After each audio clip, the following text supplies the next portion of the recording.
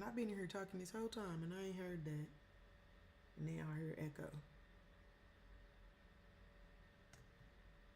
Who is the culprit? Oh, is it you? It it was you. It was you. It was. It was not. I do have a lot of stuff out in here.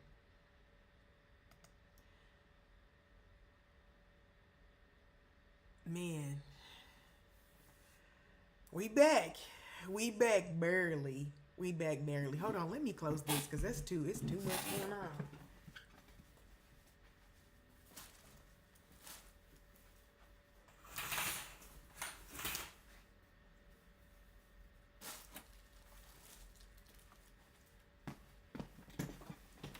Okay, okay, okay. My goodness. I feel like I'm outside. I don't know why it's I don't know where that's coming from. Where that extra resonation is coming from. I do have a lot of stuff out, but I don't understand why it's like bouncing off like that. Anyway, it's a Wednesday. Wednesdays are for Ask Coach Catasha, and that's what we here to do is Ask Coach Catasha. Oh, that is annoying me. What is that? That is annoying me. Hold on.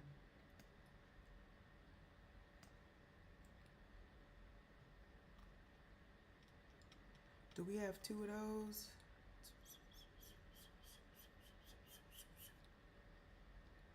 Because I can't. Hey,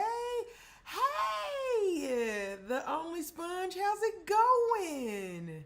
Can you hear that reverberation? I don't know where that's coming from. Um, I don't have nothing else on. Okay, well if you can't hear it, then it's just me being annoyed. So, how's it going? Oh my gosh, it's been a minute. I've been here, but man, we only here on Wednesdays now. So Wednesdays are Ask Coach Katasha, where we will be talking about our sexual health and butts and stuff. My favorite topic, talking about butts and stuff. So listen, just been super busy. Same. I just got home a little bit ago, and then my husband went out thrifting without me. I'm salty, but I had to record, so he got it this time. But I went to the thrift store earlier. I didn't tell him.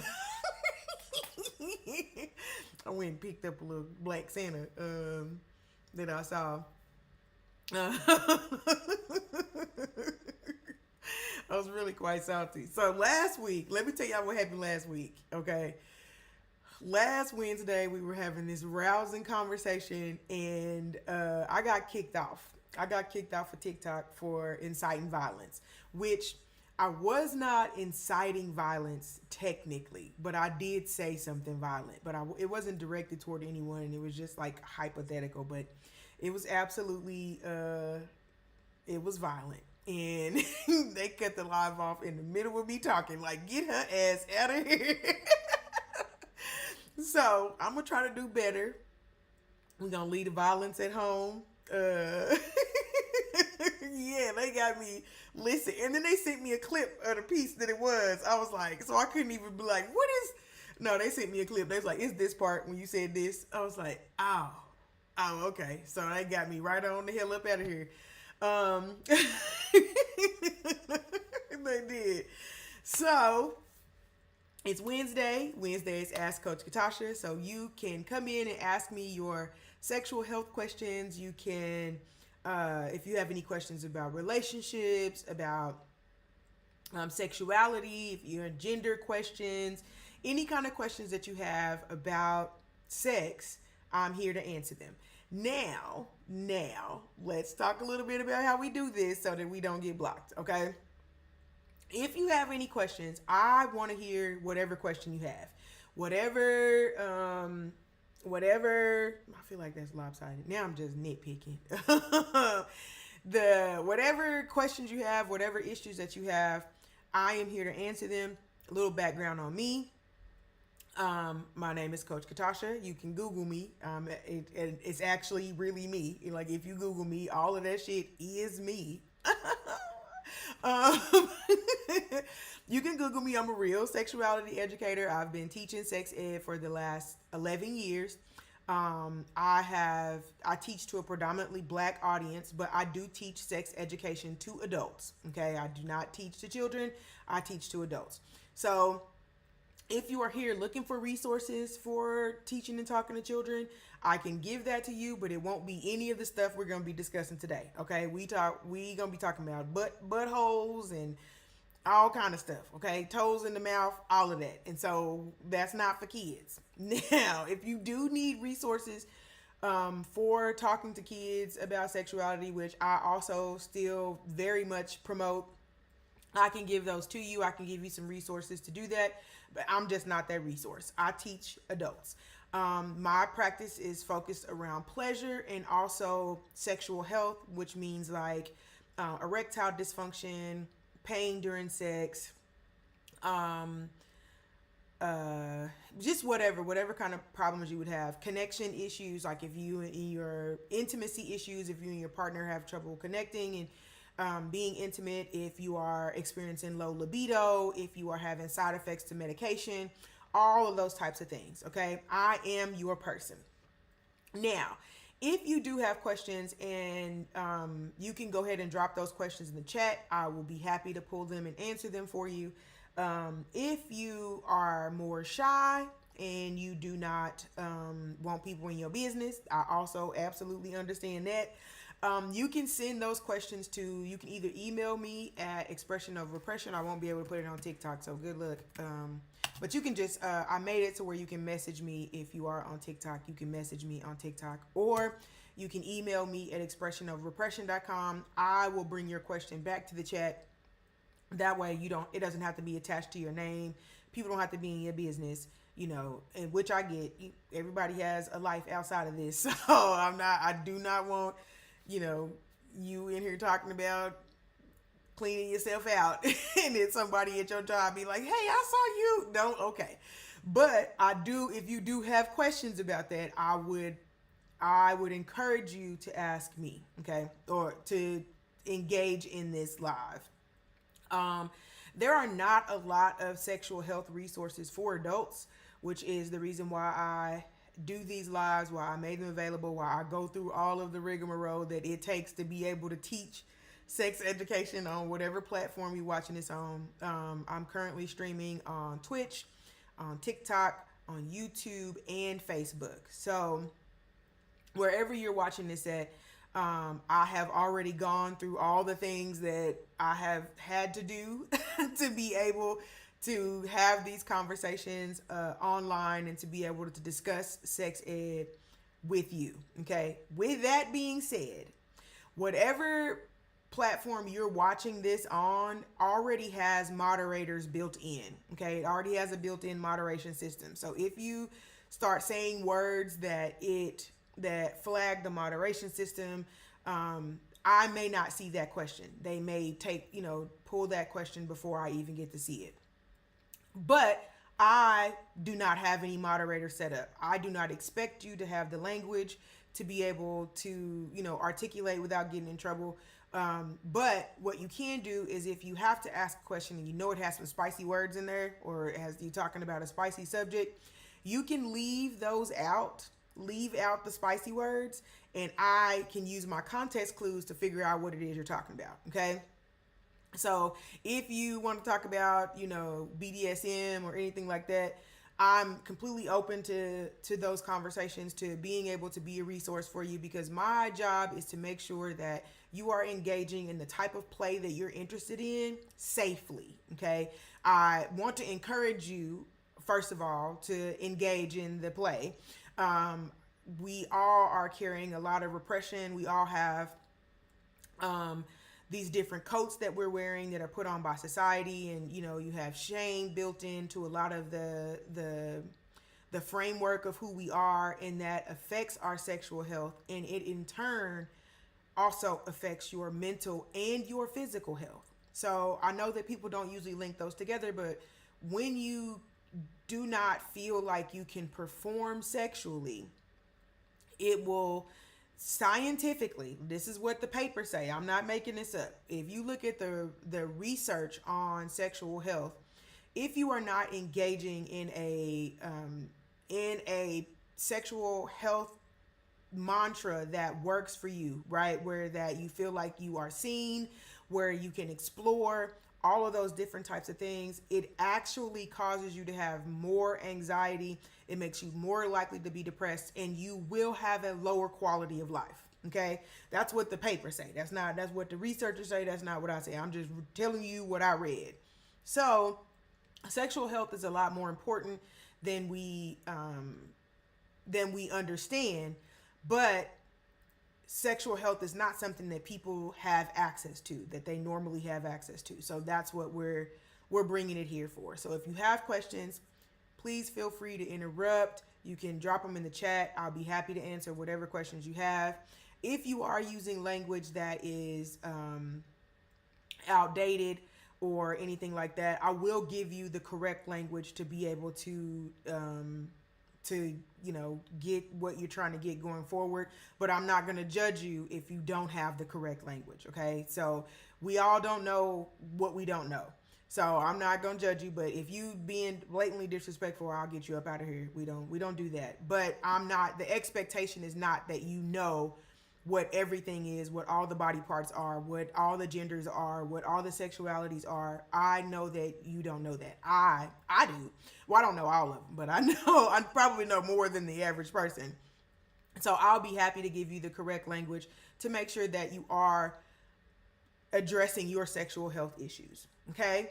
So that we have some questions that were sent into we actually had some questions last week, but we spent the whole hour and some change talking about the Halloween party, because all of my participants were in the chat and they wanted to talk about the Halloween party. But I'm still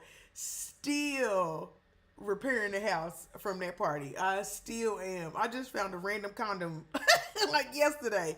Like, whose is this? So we still recovering from the Halloween party, but we mostly done. I've moved on to my Christmas stuff now. So as you can see, Christmas start. I gave y'all the first week. I gave y'all the first week in November. But after that, it's Christmas. So take it or leave it in my mind. All right. So it's Christmas. It's Christmas. Okay, so let's start with our first question so we can actually get some questions answered this week, since we didn't get that opportunity last week. Our first question came and it said, what should I do if I don't enjoy sex anymore? Am I asexual? So we actually get a lot of questions about being asexual. Excuse me. And first I want to talk about what asexuality is, and then we can decide if you are asexual or not. Okay? So asexuality is just the same way that you are able to build sexual desire. People who are asexual, it's not that easy for them. They don't build sexual desire. So for example, if someone were to walk past you and they were topless, right? That might spark the desire for sexual activity for you. But for someone who's asexual, it does not. That is not, they'll just probably be like, oh, you got some good skin, or you ashy, or something like that. But it doesn't spark the desire to move into the arousal process. And so sexual arousal has a process. It's called the sexual arousal process. And so there are 5 technically steps to that. And there is desire, which is the initial spark that makes you want to have sex or want to engage in sexual activity. So you start with desire, and then you go to arousal. And this is all on a hill, all on a spectrum. So you start down here with the desire. Something happens that sparks the thing in your brain that makes you want to have sex or want to engage in sexual activity. Then your body becomes aroused. Once that desire is triggered, your body becomes aroused with, just the stimuli that you are experiencing. Once you get aroused up to a point to where you are at the plateau, and that is the part that leads you into the orgasm. Okay, so you're gonna plateau before you hit that orgasm when everything is in sync. Your heart rate has gone up, your temperature has gone up, your breath has shortened, your blood has moved to your genitals, to all the areas that it needs to go to, and you are at your peak. There's nothing else that can happen before you reach orgasm. Okay, then you hit orgasm, which is the eruption. And then after that eruption is the resolution. That's when you come back down. So your blood pressure goes back down, your heart rate slows back down, your breathing goes back to normal. And so that is the sexual arousal process. People who are asexual do not experience that process. Okay. And although there are probably a lot more people that are asexual than is noted, right now only about 1% of the population identifies as asexual. Okay. So the likelihood that you are asexual, it is there, but that may not be the catalyst of why you no longer enjoy having sex.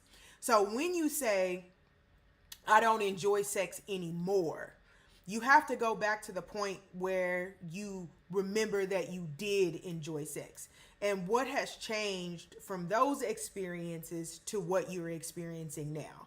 So it's going to take a little bit of work, like, a little bit of introspective work to figure out what sex was I enjoying and how is that different from the sex that I'm having now. And you can move through different points in your sexuality just depending on your life experiences and different things that you may be attracted to. You may start with just a spontaneous attraction if you start your sexual journey hypersexual. Some people move through hypersexuality where it's just a spontaneous. You mention sex, you bring up sex, you allude to sex, then I'm ready, right? If I smell you, I hear you, I all of that, anything, any little catalyst can elicit arousal. But you can, as you get older and you get your heart broke and you go through a divorce or all these different types of things can change the way you move sexually to where now you may want a connection with your sex. So that might have been something that you wasn't interested in before, but now you're like, okay, I want someone that I have a connection with, or I want someone who I am intellectually attracted to, or I am interested in more of a romantic relationship or romantic attraction versus the sexual attraction. Because someone who's asexual can still have romantic attraction even though they do not have sexual attraction. Okay? I know that's kind of confusing. We'll talk about that in a minute. But as you move through life, you will move through different points of your sexuality where sometimes you may want to be abstinent for a while. Like you're like, okay, this is which one is it? Abstinent or celibacy? I think abstinent is, hold on, because I'll get them mixed up all the time. Yes, so abstinent is when you are totally getting away from it. So celibate is when you, I think, taking a break. Let's make sure. They're not the same thing though. Yes, okay, I was wrong. So abstinence is when you are completely refraining from, and celibacy is when you are taking a break, right? So you may go through points when you are taking a break, which means you are celibate for the time.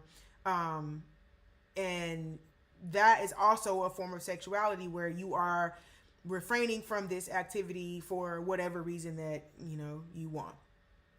And even one of the larger things about sexuality is that often you don't get to experience your sexuality until later in life, because your sexuality begins with the involvement of other people. So I remember someone asked me, how do people get old and then come out, right? But you have to keep in mind that if someone who is, 60, 70 now, when they were younger, being out wasn't necessarily an option, right? Or it was going to be too difficult. They could have lost too much, all of those things. And so you move how society wants you to move, and your sexuality is dictated by the people around you. And so you never get to be wholly who you want to be. And this actually is a common issue that I run into with Black and BIPOC clients, because we often come from deep religious backgrounds. We also have a lot of social stigmas around sexuality and what we're allowed to do, what we're allowed to wear, what kind of things we're allowed to like. And so those kind of coats or layers that you wear are layers that are not even necessarily yours, but because that's the way that you were brought up, you put them on. You decide that, oh well, I can't I can't like kissing, because kissing is too intimate, and I just don't do that. Or I don't do anal or any of that. And those kind of conversations are conversations that you have when you're not in control, or not always in control of the way that you can present yourself sexually, but it is the way that socially you're allowed to be, right? It's the conversations where you say, I ain't never let nobody tie me up.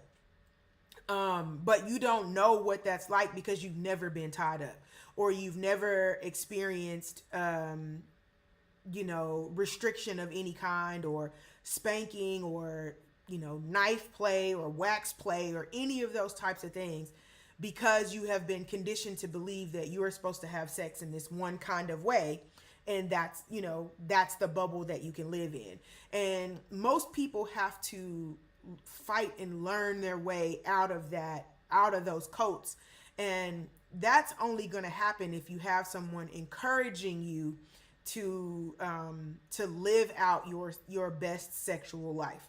And most people don't have that, right? We're also not conditioned to talk about sex. And so even when you do have the conversations about sex, a lot of times they're not genuine. You're just saying what you're supposed to say, or behaving in the way that you're supposed to behave, and not necessarily putting your desires and your pleasure on the pedestal. So sexuality has this big orb that it exists in, that most people don't know about because we're not having the conversations.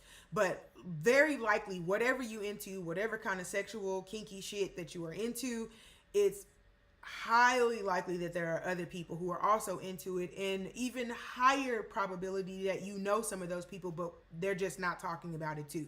Because being able to discuss your kinks and discuss the things that you like and discuss the things that turn you on could alienate you, and people are very aware of that. That's the reason why people don't come out, or they just, it's such a difficult thing to be able to say, this is what I like, or this is who I am, or this is what I'm attracted to, because society dictates so much of how we show up in the bedroom, even though society's not in the fucking bedroom with us. Like, they're not there. But all of the stigmas and things that you are taught that you're allowed to experience still come in there with you when you take your clothes off. And so that's a lot of the work that I do, is unpacking what you are carrying, what is dictating your sexuality, and is it really yours?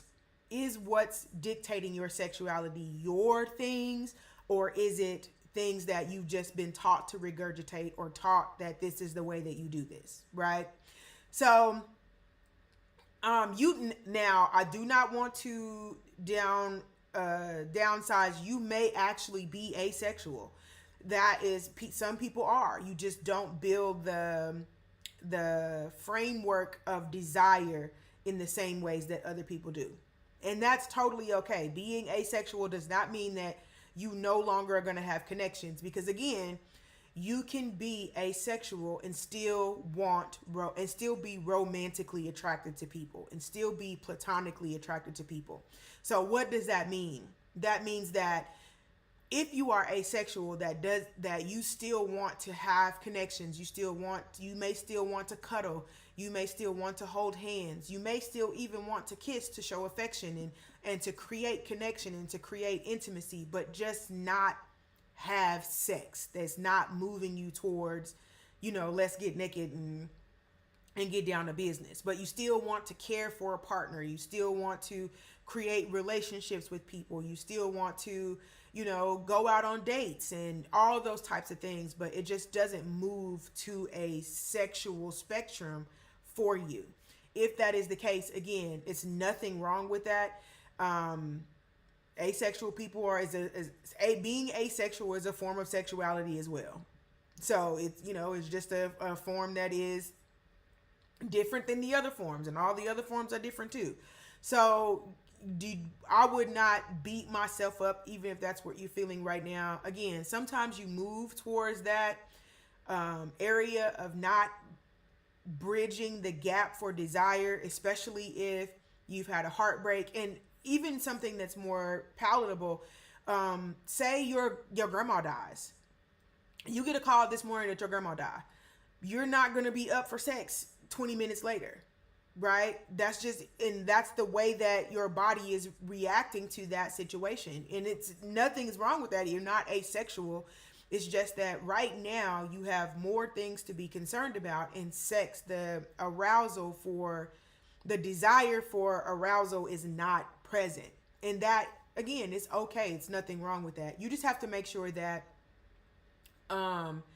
you're not punishing yourself, or that, this is not happening because of, pain. Sometimes when people experience pain during sex, they will turn off their libido and turn off their arousal. And that is not a healthy response to that type of situation, because it's going to have an effect on your mental health if you are experiencing pain during sex, if you're experiencing erectile dysfunction, all of those types of things. Those are not tics that you can healthily move past, I will say. You can still experience them. Plenty of people experience pain during sex and keep on moving, but it just doesn't give you the pleasurable experience that you're looking for if you have other things to be worried about. So if you don't enjoy sex anymore, I would try to pinpoint the time that you did enjoy it and see what's different than what you're getting now. And, that is bigger than just like the actual sexual activity. It could be the connection that you have to go with it. It could be the type of sex that you're getting. Maybe you want something a little bit kinkier. Maybe you want something more risque, and that's not what you're getting. And so it's a plethora of reasons why you would stop enjoying sex, but all of them can be addressed if you be honest about what it is you want, what it is you like, and make sure that that's on the forefront of your experience. People also struggle with advocating for their desires and advocating for their pleasure. And that is something that I also think that we need to build up, and everybody needs to build up, because when we engage in sexual activity, we're not engaging in sex for pleasure. We're engaging in sex for performance. And that's not the way that it should be. The goal should be that everybody's having fun, right? Everybody's having fun. Everybody's having orgasms. It's a great time. We sweating. All of this stuff. If that's not happening, then we have to figure out what are we lacking? What else are we missing from the sexual experience for it to no longer be pleasurable for us? Okay. So, if I were you, I would go on a journey of exploring. Maybe the things that you like sexually have never happened to you. Maybe there's things that you don't even know that exist, or that you don't even know would turn you on, that you have to go on a journey to figure out. And so sex is important. Um, it is a free energy booster. It's a free access to your endorphins. So, when you engage in sexual activity, you release dopamine, it release endorphins, oxytocin, all of those happy, feel good chemicals, your reward chemicals that tell you that I'm having a good time and I want to do this again. If you are not engaging in sexual activity, then you are missing out on a prime opportunity to to be using those happy endorphins, and they're yours. You should use them. Don't let people trick you out of it. So, I hope that you are able to find your way back. But if not, and this is a permanent thing for you, that's okay too, because it doesn't mean that you are going to be completely devoid of connection. It just means that the way that you view sexual connections is going to change. It doesn't have to change the way you view your platonic or your romantic connections.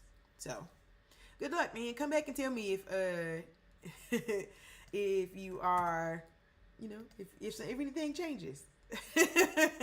All right. So if you have any questions, any sexual health questions, please feel free to drop your questions in the chat. I will be happy to answer them. These are some of the questions that we've amassed over the last couple of weeks. Last week and this week. I think actually some of these questions was from the week before. I'm doing the best I can. Okay? I'm doing the best I can. But if you have any questions, please feel free to leave them in the chat. I'll be happy to answer any questions that you have. Don't be shy. Again, there are not a lot of resources for adults, sexual health resources for adults. And so I would like for you to get whatever you would need to ensure that you're having a pleasurable experience when you get naked. Okay, that's what I want. I have two goals. One, to make sure that everybody's being safe. And that everybody's adults. Again, this is always assuming that we are talking about consenting adults. Everybody is an adult and that everybody's having fun. That's what I care about. And that you're being safe. It is important that you're being safe because you need to be able to use it again after this time. Okay? You need to be able to use it again. So that's the goal. To use it often and to be able to use it again. So, but yeah, you can drop your sexual health questions in the chat. I'll be happy to answer them for you.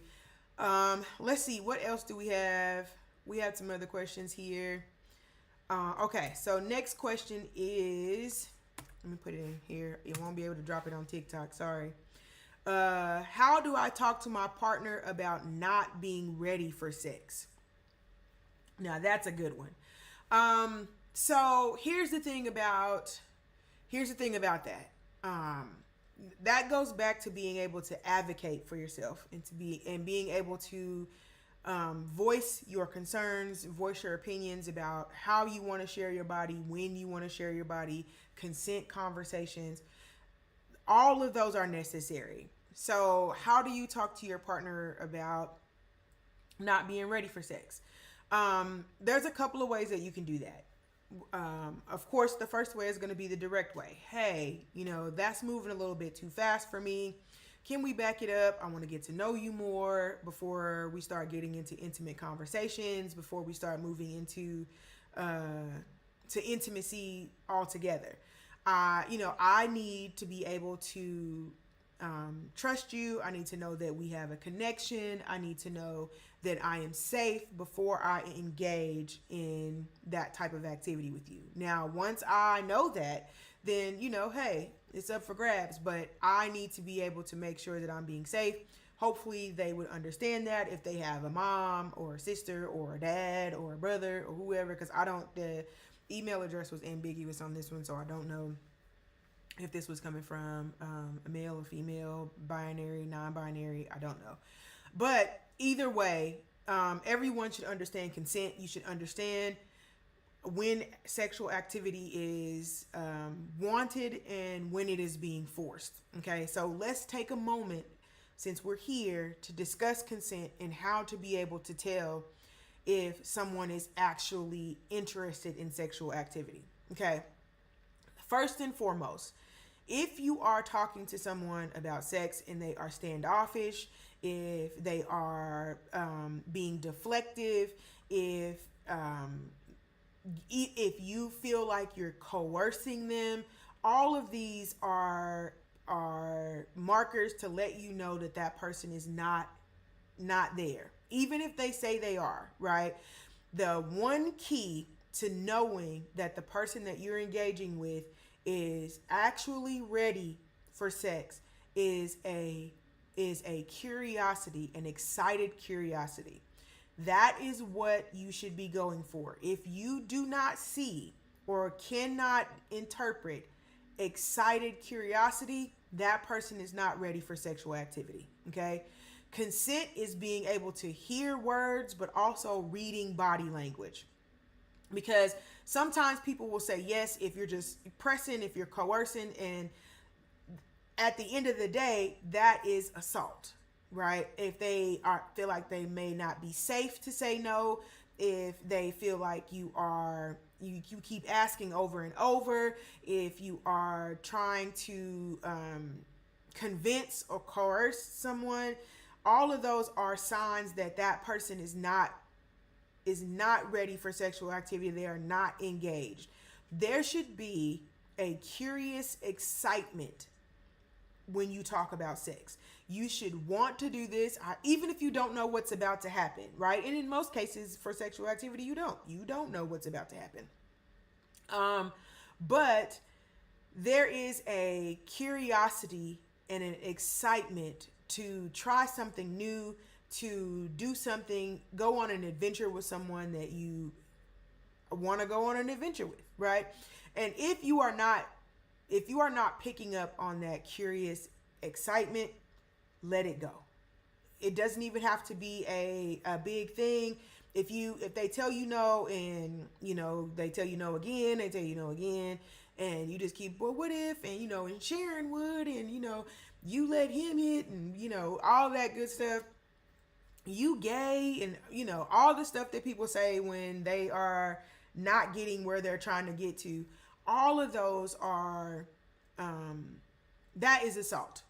It is assault. If the person feels like they can't say no, if you keep pushing and you keep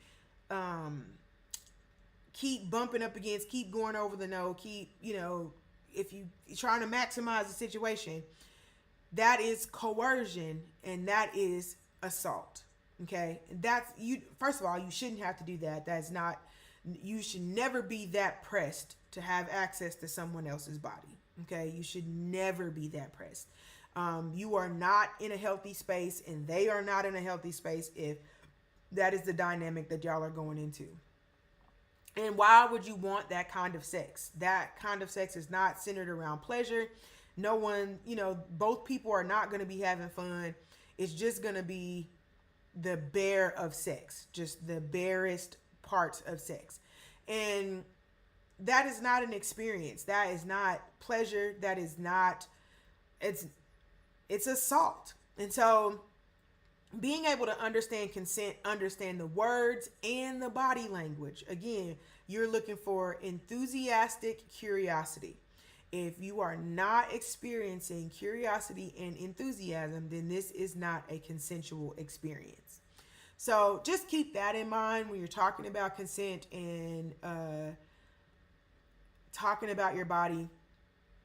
But if you're not ready for sex, the best way to do it is to come straight out and say, hey, that's not what I'm here for. That's not what I'm ready for. That's not what I'm looking for at this moment. And if they have an issue with that, take that red flag and hang it high and go the other direction. Okay? That's what those red flags are for. We get them all the time, but we always think it's just something wrong with us. Like, oh, well, this red flag is popping up, so I must just be interpreted incorrectly or blah, blah, blah. No, the red flag is popping up because you're running up against your morals. If you are running up against your morals, then you need to run the other way. Listen, I am a red flag champion, baby. As soon as I see the tip of that flag come out, I'm like, oh, I don't want to do this. No, thank you. And because I have made that well, first of all, I know myself. I know what I want. I know what I'm interested in. I also know even more the things that I don't want, and I know the things that I'm not interested in. So, with that being said, I'm very aware of the my turn offs. I know my turn offs. I'm very acquainted with them. If I see those, I'm gone. I'm gone. And because I did that, and because I make that a practice, a part of who I am, I was able to find a person that met my needs. I could have settled with a bunch of people who didn't, a million times over. Okay, a million times. But I know what I want. I know what I like, and so you have to take those red flags for what they are. Especially if they're, again, if you're running up against your morals, it's not necessary to have to experience that, and you are not listening to the fire alarm beeping in the background, and that's what them red flags are. It's the fire alarm telling you, hey, we not working correctly, and if something happened, if something happened, I can't save you. So let those red flags be just what they are. You don't need everybody. If someone cannot, um, if they cannot take your no, if they are pressuring you into sexual activity, if they are trying to convince or coerce you into sexual activity, then take that no and get the hell on. They are not the person for you. You are going to always need to be in a space when you're sharing your body with someone. You are going to need to be in a space where you feel comfortable doing that. And you can't do that if people are coercing and are trying to force you or punish you into sexual activity. Okay. And I'm not saying that your partner is doing that, but I'm just saying that as an overall marker, you need to be safe, and you need to be safe in your body. That's for men and for women. You need to be in a space where you can negotiate your pleasures, where you can be vulnerable to tell people what you like. And if someone is showing you the signs that they're not going to hold to that, then we have to listen. You got to listen to those. So, other ways, more not so more subtle ways to say that you're not interested in sex right now is, of course, changing the subject. You can, if you are face to face, you can always move into a different area. Maybe the scene is too sexy and it's throwing off exactly what you came here for. Like if you on some Netflix and chill, and a candle was lit, and the fire is going, and they all oiled up and shit, and that's not what you came for. Maybe I need to go on the back porch, or get out of the bedroom and go in the kitchen, and let's go cook something, or try another activity together, until you can get to the point where you can verbalize that this is not what you're here for. This is not what I came here for. But deflection is always a good way. Making sure that your surroundings are not saying something different than you are portraying. That, you are not showing up over there in lingerie. Not saying that there's anything wrong with that. But if you don't want to have the conversation, you can use your body language and your actual physical being to convey the things that you don't have the words to say. So, just making sure that the environment that you're in is not conducive to sexual activity if that's not what you're here for.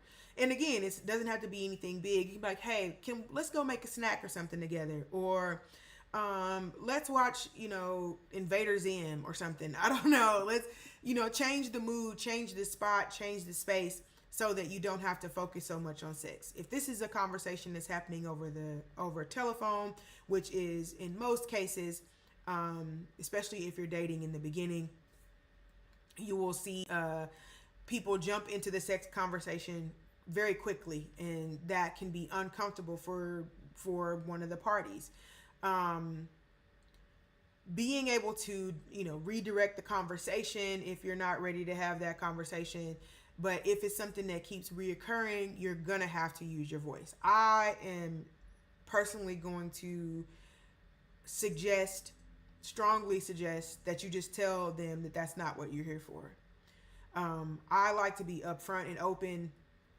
I don't like to leave any room. And if they get mad, so what? So what?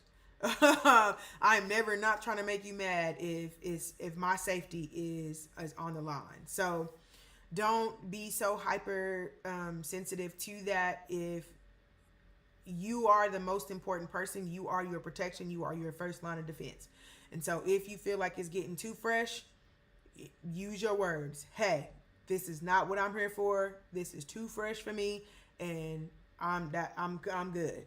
Like, we can either go back to hanging out or whatever, or I can go home, or we can discontinue this conversation till tomorrow, whatever.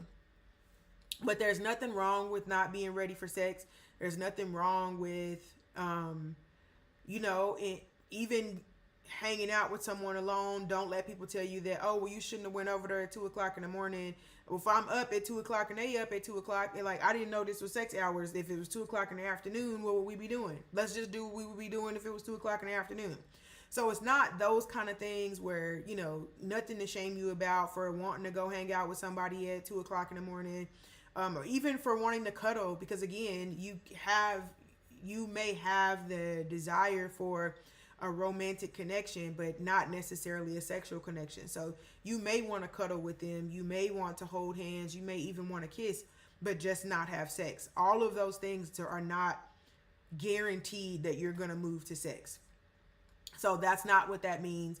You can advocate for doing the things that you want to do and not doing the things that you don't. Okay, so at the end of the day, they're just going to have to take that you're not ready for sex, and that's what it is. What they going to do? Well, let me not say that. Also, make sure you got your stun gun in your panties and in your boxes, because you never know. Okay. I thought this question was really funny.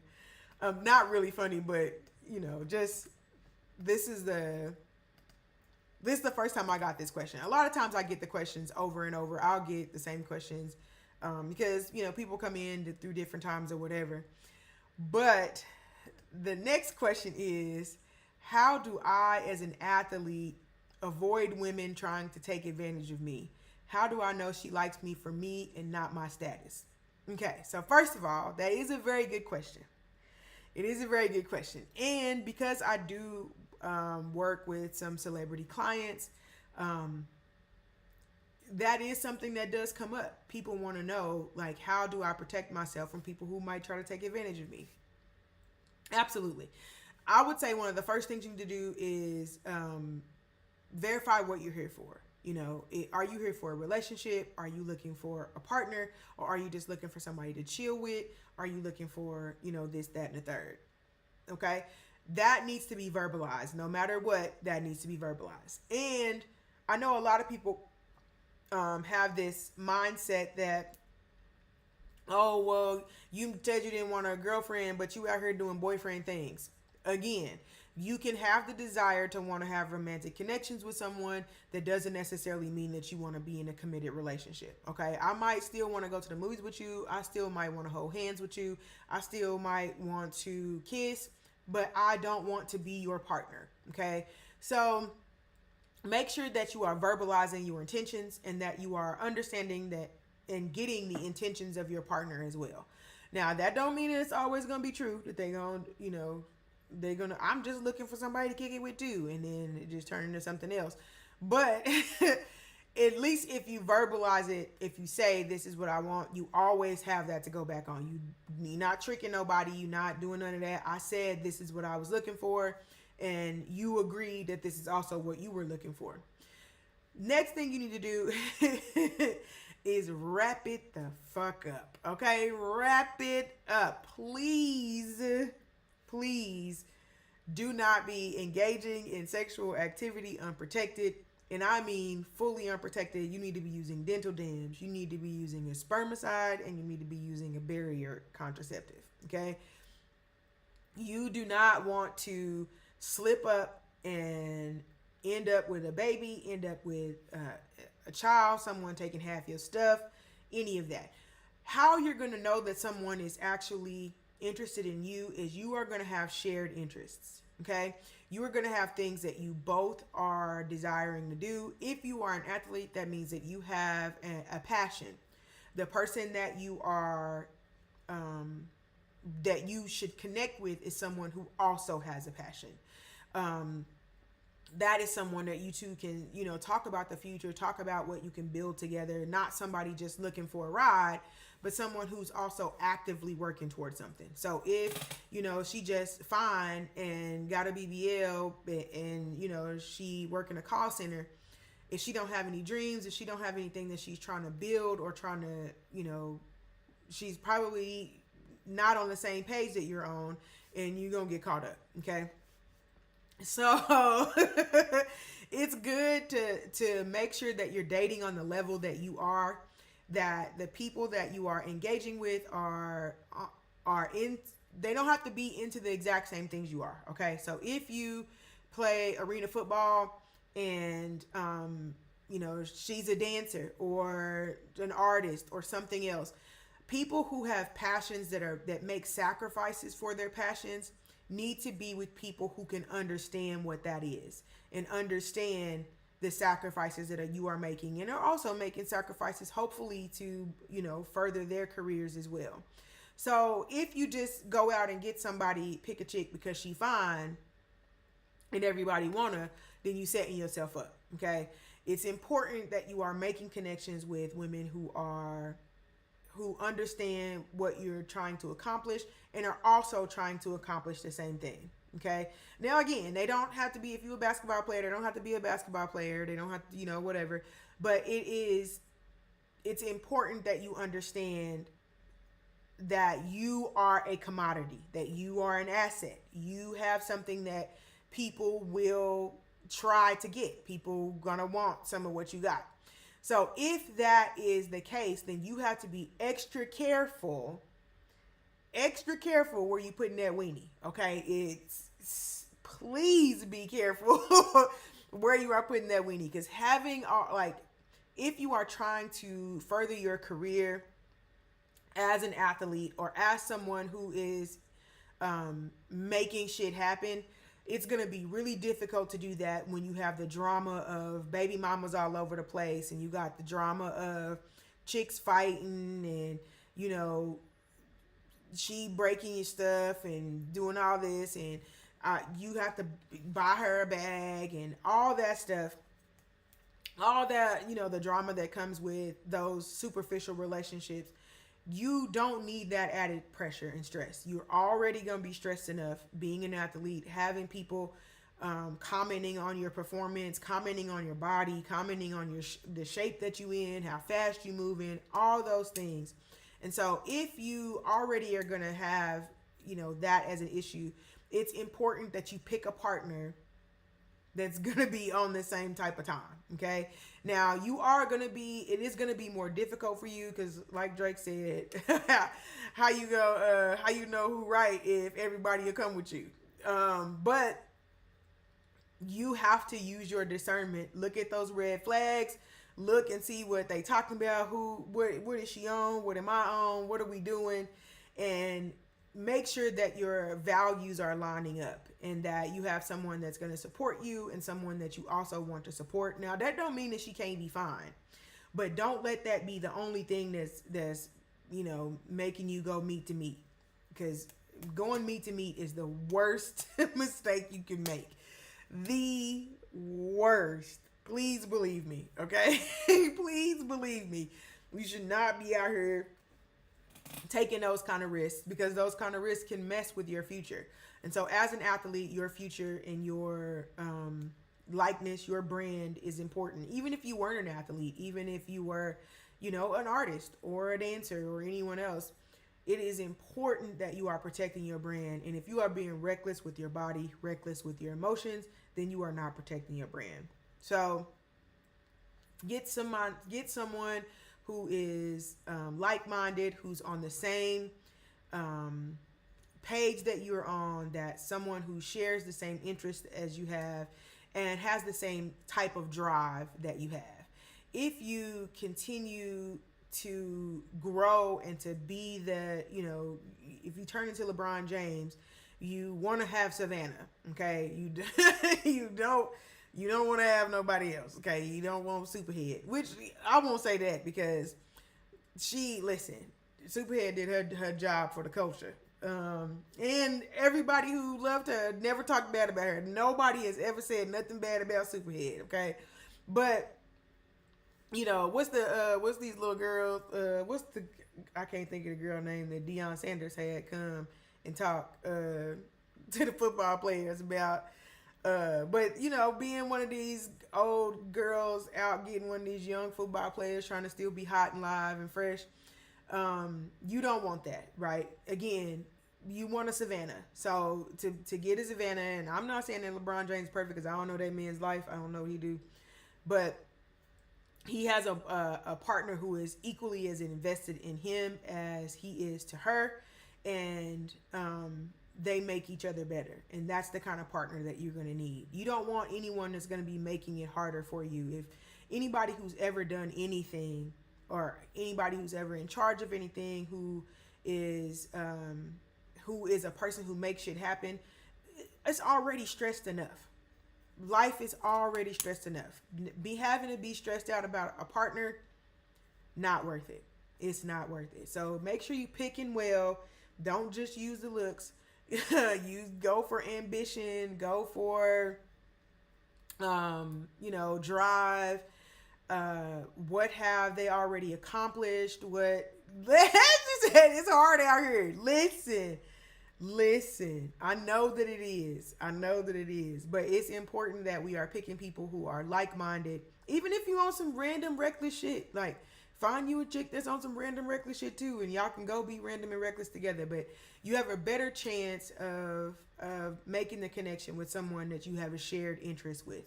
And that shared interest doesn't necessarily have to be the exact same thing, but it could be the drive of success or family, someone who also wants a family like you do, and all those types of things. At this point, I just want to find a happy couple and get in the middle. I know that's right. So scoot over. Let me in here. Listen, when I was single, that was my favorite adventures, honey. Because let me go with y'all. Take me on y'all little vacation. We go to the strip club, let her dance in my lap, and go home, and I hold a leg up. Hey! My favorite adventures. Come on, unicorns. But absolutely, just, let me get... And we had that conversation, too, because I was taking a class, and hold on. They were talking about thruples and how like that word is a bad word, and that thruples leaves the other person out. And I don't think that people realize that, like, I wanted to be there. Like, I was just fine with being the third. Like, I don't know. It's just sometimes people have this notion that, everybody wants to be in a relationship in this capacity. And that's not always the case. People are just fine being the third. They're just fine. Like, no commitment. Y'all two handle all the other stuff and just let me show up where the snacks is, get my butt ate, and go home. Like, that's... So, it is sometimes people treat those types of relationships, that it's so much fun. Sometimes people treat those type of relationships like they're less than, or like the third person doesn't have a say, but that third person is where they want to be. This is the environment that they wanted to be in. This is the situation that they incurred. Like, this is what I was looking for. So, it's nothing wrong with that. There's nothing wrong with wanting to slide in where somebody else is already, where everything already set up. You gonna go, they gonna already have McDonald's fries, and they already gonna have a little bleezy. Everything's already gonna be good. Like, all you gotta do is just show up and get naked. And we get double the attention if it's the right couple. See? Double the attention. Listen, it's a win-win, baby. So, yeah, it is. But I heard that it's rough out there. It's rough. I do not want to be out there. I do not. Because I be, listen, I'm not even going to start because that's why I got kicked off the last time. But it is dating is hard. It always has been hard, but it's a little bit harder right now because life is harder. And then I think that in all of our history of, relationships, men have never really had to step up, right? Most of the things they already did were the things that were required to get a partner. So, go to work, keep the house, mow the lawn, do all that stuff. But that's stuff that you would do if you weren't in a relationship. Like, that's just the things that you would do. But now that's not enough, which, and low key it wasn't back then either. But, our parents was cheating and grandma got 2 kids by this man and them ancestry results is eating their ass up. I refuse to even try to seriously date no one has any emotional intelligence.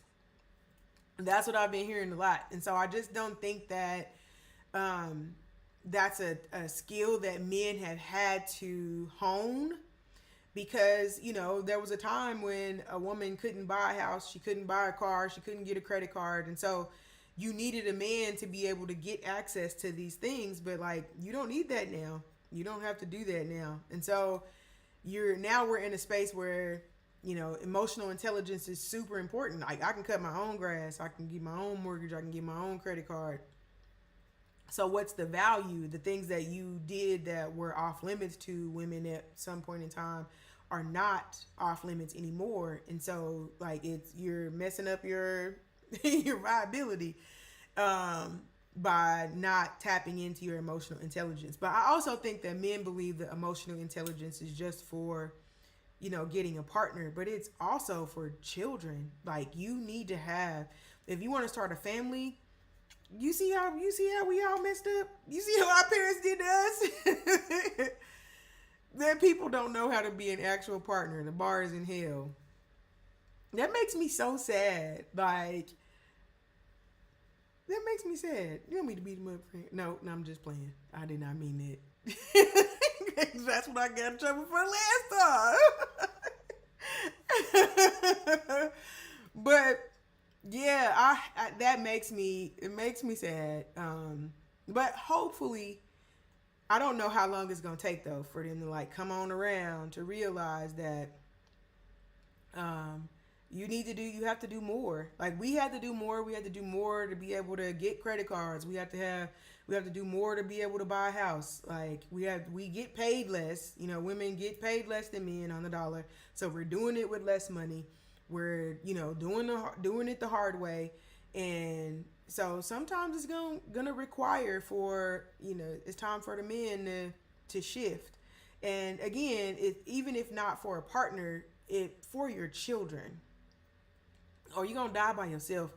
And man, the amount of men in those nursing homes, and they probably all got children somewhere, but they in there by themselves. And I remember I had a relative that, he was a womanizer his whole life. I was a kid, so like I didn't have any say so on it, but he used women his whole life, was married a whole bunch of times, always had, all these chicks with all these kids and all this stuff. And he had all these kids, but he wasn't ever faithful. He never, like, any of that. And he died in a nursing home. And I remember my mom wanted to go visit him. And they both in wheelchairs. And we went to go visit him. And it's so sad. But he was like, you know what, Tasha, I remember every piece of coochie I got. That's what I think about. You in here by yourself in a wheelchair thinking about coochies of the past. Please. please. And again, like, he has kids, he had women that he was married to, all that stuff, but just like it never Though his life highlights, like that's all he had to offer was all the coochie that he picked up along the way. And I'm just like, gosh, I would never. I would never. I have saved lives, okay? I'm out here making a difference. You were here in your wheelchair talking about the coochies you wrecked up. Like, please. Please. So, I think it's gonna. I don't know how long it's gonna take the men to catch up. I don't know. I don't know how long it's gonna take them to catch up, because they're still pretty resistant to the idea that they have to do more. They're really resistant. Really, I don't understand it. I don't understand it. But I guess if you've never had to do more, if you've always been top of the food chain and all of the things that you were already doing was enough, then, you just like, shit, whatever. I'm just going to be the wine drinking widow. Listen, I thought that too. I didn't think I was ever going to be married. I didn't think marriage was for me. That's what I say. If I'm married, anybody can be married. Anybody can be married that snuggles with other couples. Hang your unicorn flag high, honey. Hang it high. But I did not think I was going to be married. Like, I'm telling you, baby, I'm a hard road to hoe. Listen, the hard one. That's why I said, if I could be married, baby, anybody can be married. And if I could be happily married, like I actually found somebody who liked me too, like me as much as I like him. Oh yeah, listen, it's got to be out there. It's got to be out there for all of us. It's got to be. But yeah, dating right now is difficult. Just play, friend. Just get on outside and play.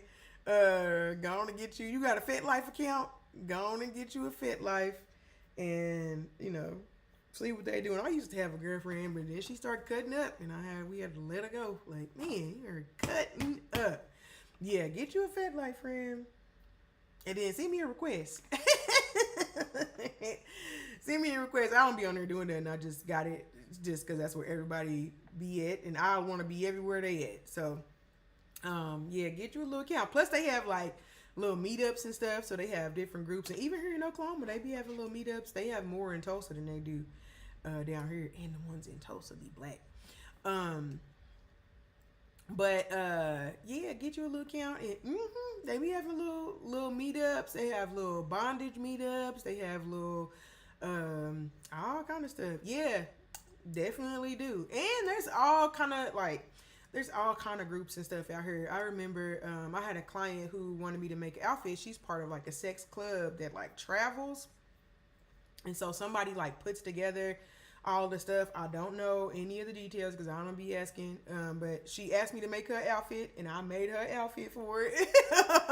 This was back when I had my little sexy business.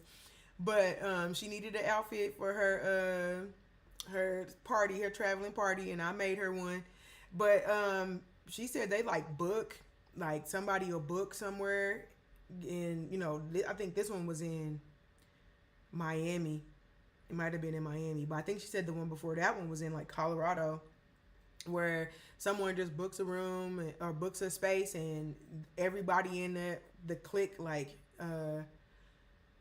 yes, I do. I need to figure out what the heck. If you want it, you gonna bake something, because I got a big, I'm talking about, it's longer than my arms. I got a big case under my bed. Okay, custom piece. What kind of piece you want? It's gonna be now. I do still have all my stuff. I break it out every now and then. I'm gonna break it out for Christmas. I'm gonna make the kids some stuff. Make them some little bracelets and stuff. But yeah, get on there so you can find your little community, girl, and it be people in there. They, like I said, they have little meetups and stuff all the time. There's a little dungeon here too, but it's not black. Yeah, it's not black. And I have not been there. I tried to go, but it was a really difficult process, and I was just like, oh, this is too annoying for me. Which I understand it, whatever. But I was like, this is too much. I followed all the instructions, and it was still doing too much. And I was like, never mind. But I remember Candace would go there sometimes, and she was saying, oh yeah, my coworker did a presentation for them. Yeah. So there is a dungeon. I know there is a dungeon here. If you into that kind of stuff, and wherever you are, there's a community. And if you go on to FetLife and you put in your, I don't know if it's any other sites like that as well, but I do know that FetLife. I miss Candace too. She pop in every now and then.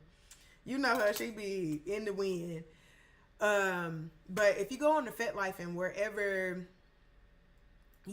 state you're in, whatever city you're in, there's usually people meeting up. They usually are. And, you looking for some clients and stuff, there's people on there looking for services. So you might find some people looking for a third. I'm sure. But the thing is that, like you said, it have to be a happy couple. Sometimes some people don't be happy. Sometimes they just be a couple.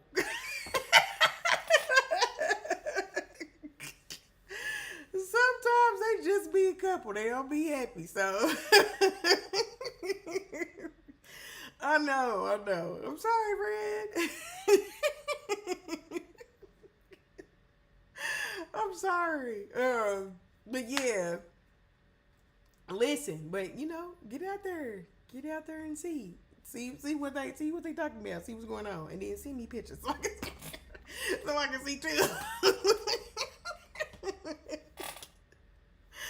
Oh my gosh. But yeah, you just bringing me here. She did not say she wanted to do this. Yep, that's how it be too. To be like, that's what. Listen, it's a way to do it. It's a way to do it. It's a way to know too. I never took no requests from no men. Nope. She need to tell me. She need to tell me, because I don't trust you. You just be storying. Got me here shaking hands with this woman. She think I'm the insurance agent.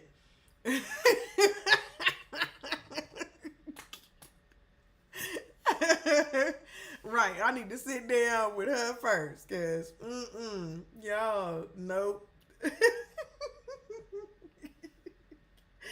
I absolutely lies, all lies, just because he trying to see some titties. Like, boy.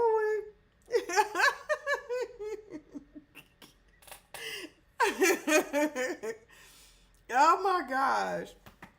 So yeah, I mean, you just got to put yourself out there. Being vulnerable is hard though. Like, you're going to do it wrong sometimes. You just got to know when to walk away. I think that's the most important part, is knowing if the person is for you or not is going to be a testament to if you willing to let some shit go. Like, sometimes my best friend was just over here and she was talking about, this dude that she really likes, but like, not that much. And she was like, he ain't do nothing, but he just not. I'm like, yeah, like sometimes people can be cool people, but just not be the one. Like, that's plenty. Like, I only had one raggedy boyfriend. I had one raggedy boyfriend, and I had one a step above raggedy. But all the rest of them was cool. Everybody else I had was good. Like, but they just, none of them wasn't my husband. None of them wasn't Bruce. Because Bruce. Yeah, we do. We hold on to things way too long. And again, I think that's more so a issue with us. Like, we think that it must be something wrong with us. Like, we can't endure, or, this is the stuff we supposed to be putting up with. Or, my grandma, I remember one of my clients was like, my grandpa was together for, all these years. And I was like, didn't you tell me your grandma tried to poison your grandpa? Like, didn't you say she hit him with a skillet? Like, she pulled a gun on him? Like, yeah, that's the love you want? Like, yeah, they together, but Oppression Olympics. Like, yeah, they together, but no, thank you. I don't want that. Like, and so I would rather, especially if because I'm not gonna be the best version of myself if I'm not feeling you like that. And so I'm gonna let you go just because, like, what are we finna do? You finna hate me. You finna hate me because I'm finna again, hard road to hoe, baby. I am tough. It's strict over here. And always has been. It has always been strict over here. Always. Even when I was fatter, even when no edges, big gap, back fat, all that, it has still been strict over here because you got me messed up. You got me messed up. But I mean, we here now. We here now. And I hope that, if that is what you're looking for, that you can find that you can have love too, even if you are difficult like me. Cause baby, I'm crazy. I'm not even gonna lie to you, honey. I am nuts. Being in a relationship with me is crazy work. I don't know how. Look, mouth spicy. I can fight real good. Yeah, listen. Yep. Yep. But I've had. He's still here. So he's still here. You'll laugh every day. Listen, it'll be a party. You might cuss me out in the middle of that day, but by the end of the day, we'll be laughing again. We'll be back to having fun. But baby, that's why I like when I be watching these videos of, like, wives talking about their husbands and stuff. I'm like, man, yeah, she said, and I can cook. Listen, the potato salad be hitting. Okay, the potato salad hits. So I can do that all day. But man, I'm gonna poop in my sleep. I'm gonna eat off your plate. I'm gonna get on your nerves, honey. Yes, I'm gonna get on your nerves. I'm gonna put my cold hands on you any chance I get. I'm gonna eat the big piece of chicken. You finna be mad. You finna be mad. I'm taking all the covers when I go to sleep. Yep. I'm gonna snuggle right up under you, like put my booty right on you, and then